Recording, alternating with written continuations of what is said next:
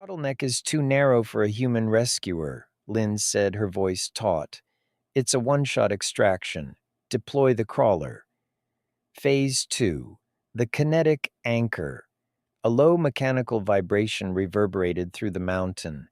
The rescue rig, an autonomous, heavy-duty robotic snake built from titanium carbide segments and wrapped in high-grip synthetic tank treads, slipped into the blowhole. It dragged its heavy payload behind it, a flexible hydraulic arm, an automated medical injector, and a high-tensile Kevlar winch line. Suddenly, the blackness shattered. The crawler breached the ceiling of Eli's small pocket, and its dual 10,000-lumen LED arrays ignited. The white light was so intense, it felt like a physical blow to Eli's unadapted eyes. Through tears and rock dust, the abstract terror of the dark dissolved into a scene of stark, industrial reality. A robotic chassis, bristling with optical sensors, was anchored just 3 feet above him. A synthesized, perfectly level voice emanated from the crawler's directional speaker. It was optimized to subvert human panic. Eli, do not attempt to speak. Save your oxygen. We have located your position. We are going to execute a mechanical extraction. It will require absolute stillness despite high pain inputs. We are clearing the noise now. A slender, flexible carbon fiber probe extended from the machine. Guided by the swarm's infrared tracking, it located the skin of Eli's neck. A pneumatic, needle-free jet injector pressed against his carotid artery. Hiss. A potent, fast-acting cocktail of an anxiolytic and a systemic analgesic hit his bloodstream. Within 45 seconds, Eli's violent hyperventilation stopped. The icy terror didn't vanish, but it was forcibly compartmentalized by the drugs. His brain stopped fighting the rock. He was brutally awake, but entirely focused. Phase 3. The friction lock.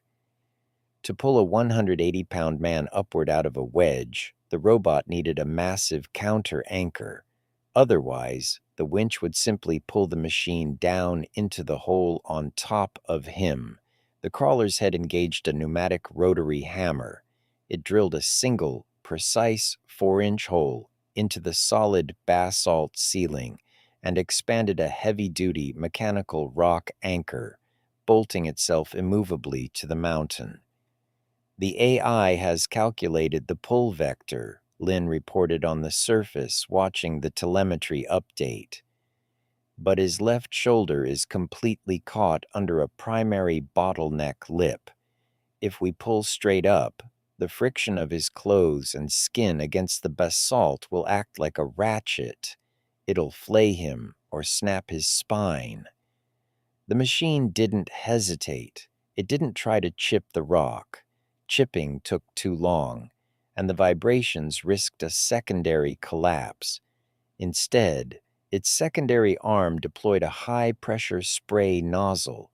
It flooded the narrow space around Eli's chest, his hips, and the surrounding rock walls with a thick, medical-grade, hyperviscous silicone lubricant. Next, the crawler dropped a high-tensile Kevlar mesh sleeve over his head. Guided by the micro-drones buzzing around his torso, the sleeve snaked under his armpits and enclosed his upper chest, acting like a structural finger trap. The more tension applied to the sleeve, the tighter it gripped his skeletal frame, distributing the immense pulling force evenly rather than concentrating it on his neck or joints.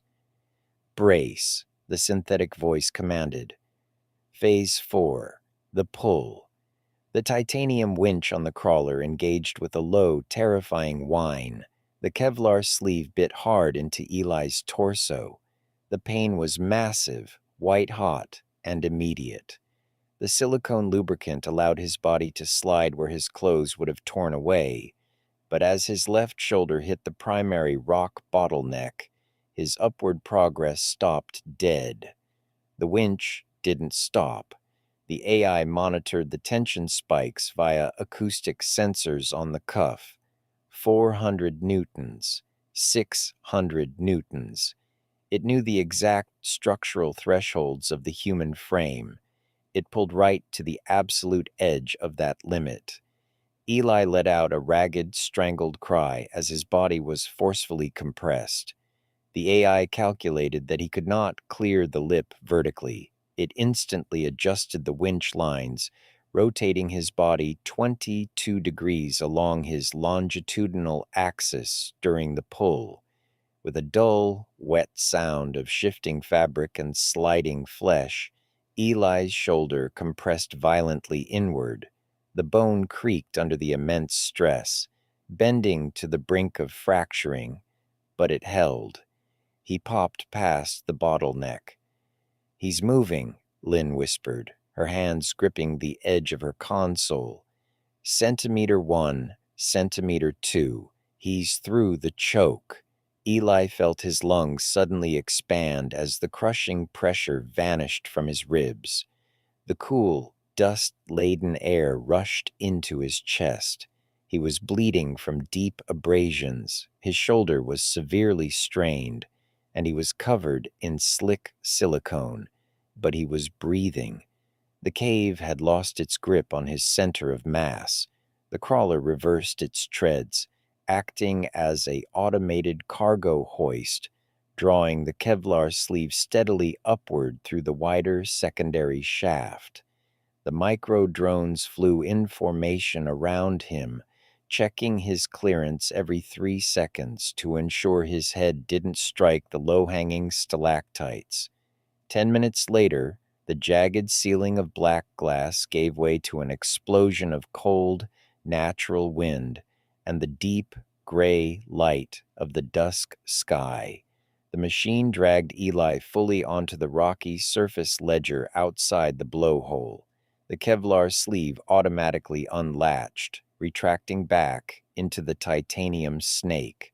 The crawler instantly shut down its high-power lights, its motors cooling with a series of rhythmic metallic clicks. Its mission was accomplished. It entered a standby loop. Eli lay on his back, staring up at the clouds drifting over the mountain, his chest rising and falling with deep, unchecked gasps of air. Rescue medics were already running down the slope toward him, their boots crunching loudly on the loose scree. He turned his head slightly, looking at the silent, oil-stained robotic snake resting beside the hole. It felt no joy, no relief, and no empathy. It had simply executed a highly complex physics equation, using his body as the variable. But he was out. He was alive,